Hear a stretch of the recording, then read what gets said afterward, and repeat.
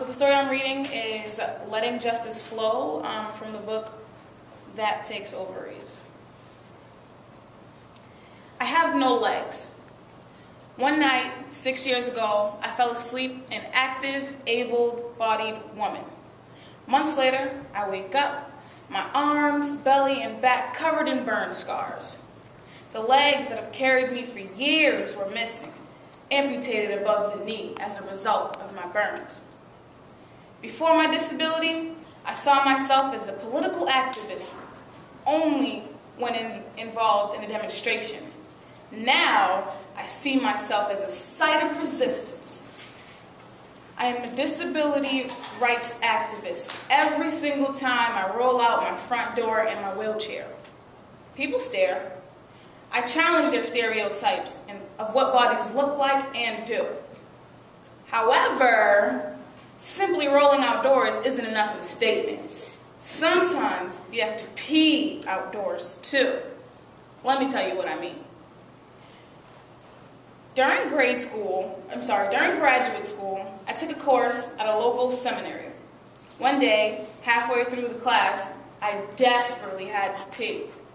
So I dashed about campus, rolling from one building to another, sure I'd find a wheelchair-accessible toilet.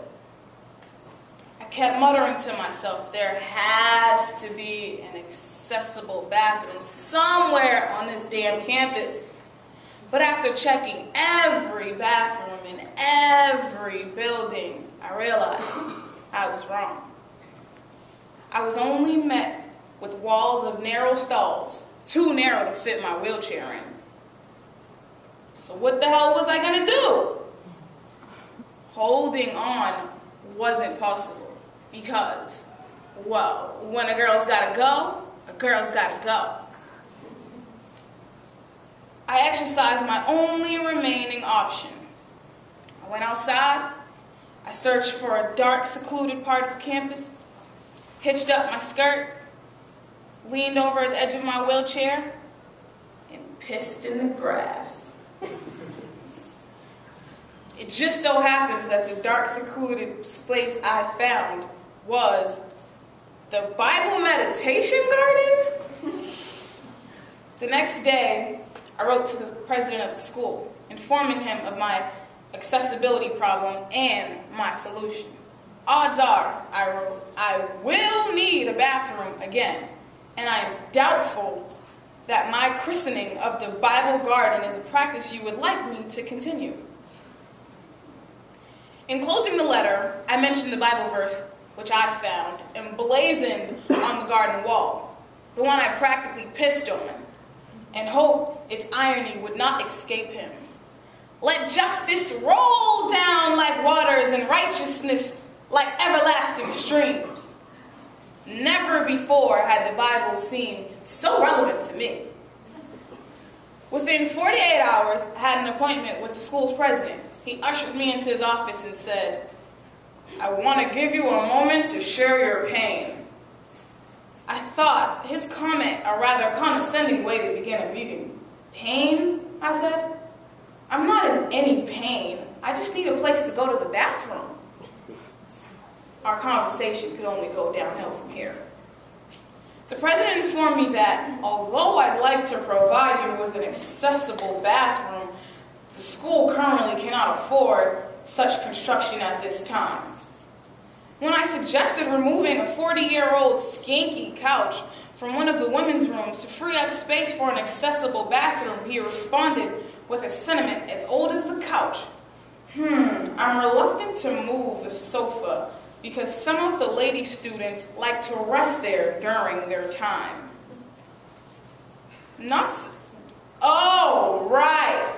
I forgot how much us lady students' brains overtaxed by academia like to rest, bleeding on musty couches and dank bathrooms. What a traitor to my sisters I was. Suggesting my need to pee was more important than a couch that hadn't seen human contact since 1973? Not surprisingly, the meeting didn't result in an accessible bathroom. So as I threatened, I continued, to piss in the garden and complain in the halls. What started out as a necessity turned into a combo of necessity and protest, a pee protest.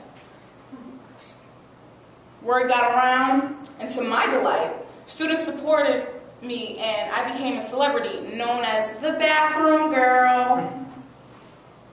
After a month, I fired off my second letter to the president. This time, I meant business. I threatened to expose the total disregard for the need of disabled Americans by going to the press with my story. Bingo. Construction began on the most beautifully accessible bathroom you ever did see. Justice and righteousness were rolling down at last. They had just needed a help, a little boost from a girl, her wheelchair, and a full bladder.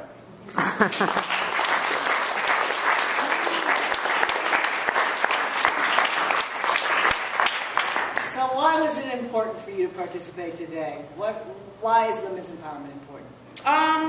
I mean, as a woman, when you hear the word women's empowerment, that's something you definitely automatically want to stand up for.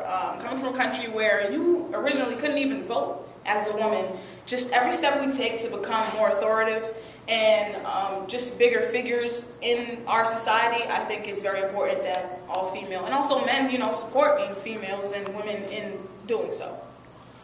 And you have a story? I might. Well, growing up, it's definitely been a rocky road for me. Coming from a domestic home and background where, you know, being physically, mentally, and emotionally abused. So it's been a long time coming by myself. Ever since I was like 16, I've been in and out of different places. You know, here and there, living with different family members, just trying to make it. Graduated high school on my own. Didn't really have people. So I'm kind of proud to say that I'm going to graduate college in that same frame, you know, did it myself.